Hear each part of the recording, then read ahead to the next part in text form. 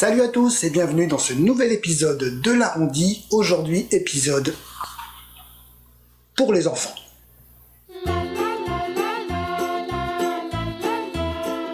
Alors pour réaliser cet épisode, je serai accompagné de mademoiselle Larondelle. Tu parles comme un canard un petit peu, hein? Ah bon? Tu trouves? Si, je confirme. Ah, c'est possible. Comme vous avez pu le voir dans la miniature, on va fabriquer une chenille automate et ce qui est intéressant c'est qu'on va pouvoir faire participer les enfants. Bien évidemment d'un point de vue sécurité on ne va pas leur faire manipuler les grosses machines, c'est pour ça que dans un premier temps on va faire toutes les découpes. Alors moi je vais utiliser des chutes de bois parce que j'ai besoin de faire de la place, mais rien ne vous empêche d'utiliser du bois tout beau tout neuf. Comme c'est pas hyper intéressant de voir quelqu'un découper du bois, je vais prendre ma cuillère magique et youpla boum. Voilà, ça va vachement plus vite et d'ailleurs je ne comprends pas pourquoi tout le monde ne fait pas comme ça. Alors ceci c'est notre châssis, on va appeler ça comme ça va se monter de cette manière. Grosso modo, je n'ai rien poncé, c'est normal, on fera ça avec les enfants. Allez, on continue la découpe et cette fois-ci on va avoir besoin d'une scie cloche de 62 mm pour découper 20 rondelles de bois comme ça. Non, rondelles de bois. Ah, pardon. Il n'y a pas de mal. Comme celle-ci. Et oh là là, qu'est-ce que c'est? Oh, mais des rondelles de bois. Oui, je suis là. Non, toujours rondelles de bois. Désolé. Il n'y a pas de mal, mais essaye de suivre. 20 en plus, magnifique. On dirait qu'on va pas avoir besoin de les découper. Et on va passer à l'étape suivante, qui est de découper 10 rectangles de bois comme celui-ci. Pour les mesures, ne vous inquiétez pas, je les mets dans la description. Allez, on continue. Voilà qui nous emmène à la dernière étape de cette construction, dernière étape avec les machines. Ensuite, les enfants vont pouvoir intervenir. Alors, j'ai tout fait hors caméra parce qu'au final, tout est très simple, ce n'est que du perçage. Je vais vous expliquer et pour rappel, toutes les cotes sont dans la description. Alors pour la petite explication, on va survoler ça vite fait parce qu'au final c'est très simple, ce n'est que du perçage et pour rappel, toutes les cotes sont dans la description. Sur 10 rondelles de bois. Non, ça va.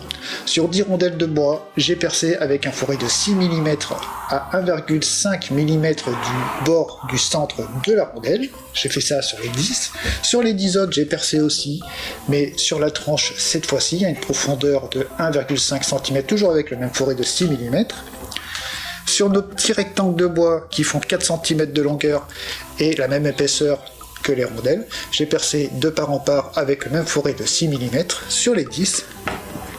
Sur les côtés de notre châssis, j'ai fait un trou à 8 mm, à 8 cm du bas et centré. Sur le dessus, j'ai fait 10 trous avec un fourré de 6 mm. Les espacements seront dans la description. Aux quatre coins, des petits trous avec un fourré de 2 mm, pardon. Tout ça, c'est pour passer les vis. Et le dessous, la même chose. On va aussi avoir besoin de 10 tourillons de 17 cm au diamètre 6 mm et un tourillon de 8 mm. Et la longueur, on verra ça tout à l'heure. Et vient le moment tant attendu de travailler avec ses enfants. Alors j'aurais pu faire cette vidéo avec mon fils, mais vous comprendrez que je n'ai pas forcément envie de l'exposer sur YouTube et sur les réseaux sociaux, donc je vais travailler à sa place. On va commencer par la partie ponçage. Bien évidemment, on va les équiper d'un petit masque en papier, c'est un minimum. Et on va leur expliquer qu'avec ce petit bout de papier abrasif, il va falloir frotter partout là où il y a des petits pois-poils, pour que ça devienne lisse et propre, et leur expliquer que plus ça sera propre, et plus la chenille se tortillera mieux.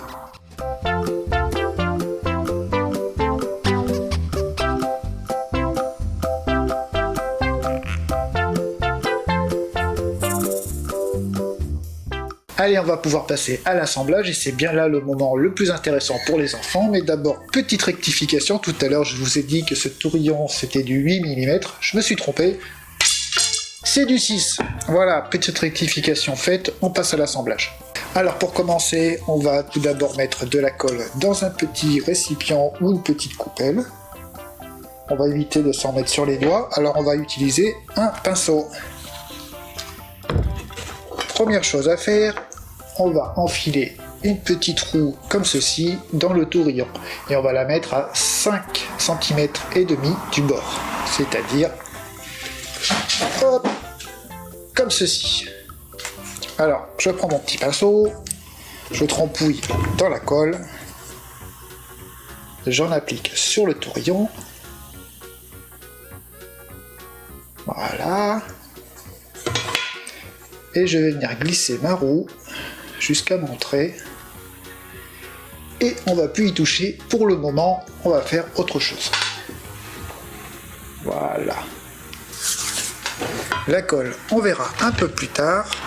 Pour le moment, on va prendre nos petits carrés de rectangle et nos petits tourillons de 10 cm, 17 cm, excusez-moi. Et on va tout simplement venir les enfoncer dans les trous à l'aide de ce petit maillet. Bien évidemment, ne donnez pas un gros marteau à vos enfants, ça va de soi. Ceci fait très bien l'affaire. Et on va les enfoncer jusqu'au bout.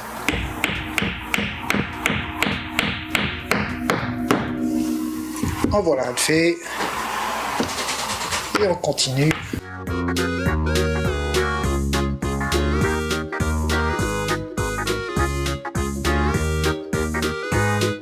Alors vous avez vu, inutile de mettre de la colle, ça rentre en force, ça suffit amplement. Le temps que notre roue sèche, on n'a pas grand chose à faire, mais on va quand même prendre de l'avance. On va commencer à assembler un côté avec le dessous du châssis, avec notre petite vis qu'on va mettre dans les trous qu'on a fait tout à l'heure.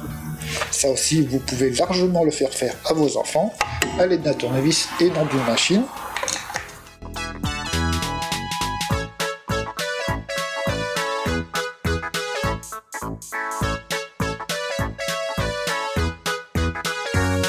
Une fois que notre colle est sèche sur notre tourillon et sur notre roue, on va continuer l'assemblage. On va venir mettre de la colle sur le tourillon juste à côté de la roue, et aussi un petit peu sur la roue, comme ceci. Voilà. On va enfiler une autre roue, toujours dans le trou excentré, et on va venir coller cette roue, non pas en face de l'autre, mais un petit peu décalée, comme si c'était un escalier. Et on continue.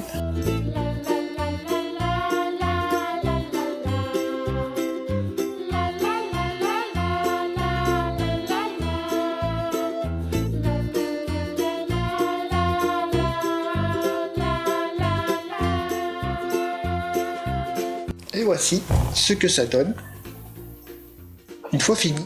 Et pendant que tout ça sèche, pour patienter, tu peux jouer de la guitare. Ouais, tu peux jouer de la guitare. Ouais, tu peux jouer de la guitare.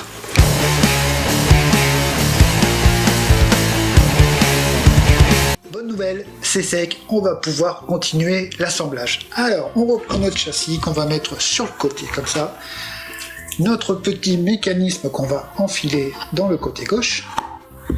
Puis, le côté droit qu'on enfile aussi dans le mécanisme. Et on va venir visser tout ça ensemble.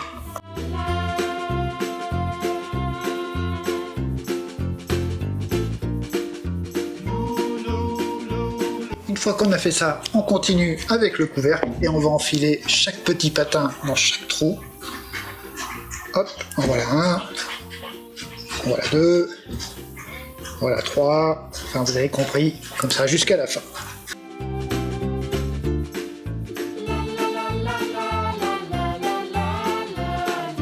Maintenant qu'on a fait ça, on va assembler les deux parties. Pour ça, on va coucher l'ensemble, pour pas que les petits patins tombent. On va venir placer le couvercle et le relever. Voilà, comme ceci. Et ensuite, on va mettre les 4 vis.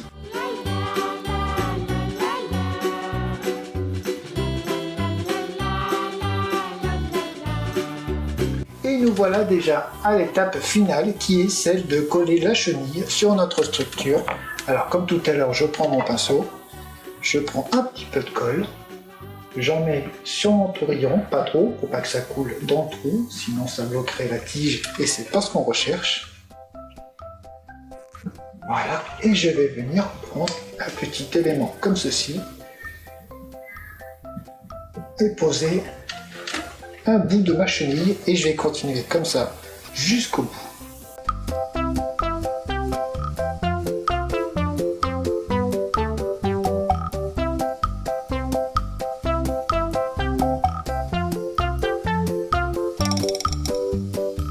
Et bien voilà, on dirait que notre chenille est terminée. Alors comme vous avez pu le remarquer, mon châssis par rapport au début de la vidéo a réduit de taille. C'est tout simplement parce que j'ai été ambitieux sur la quantité de bois, mais ça ne change rien à son fonctionnement. Je l'ai personnalisé un petit peu avec une tête, des antennes, un petit popotin et un volant pour que ce soit plus facile à tourner. J'aurais pu très bien lui mettre de la laine sur la tête pour lui faire des cheveux ou peindre chaque élément du corps d'une couleur différente. Voilà, on peut aller loin comme ça. Mais écoutez, j'espère que cet épisode vous aura plu et je vous dis à bientôt.